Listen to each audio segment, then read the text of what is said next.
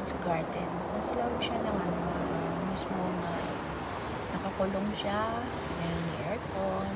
Siyempre. At tingnan nyo naman. Iba-ibang kulay, iba-ibang size. Pili na kayo.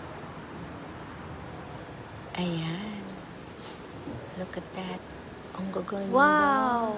Wow! Itong yellow, maroon, purple, light pink, and dark pink.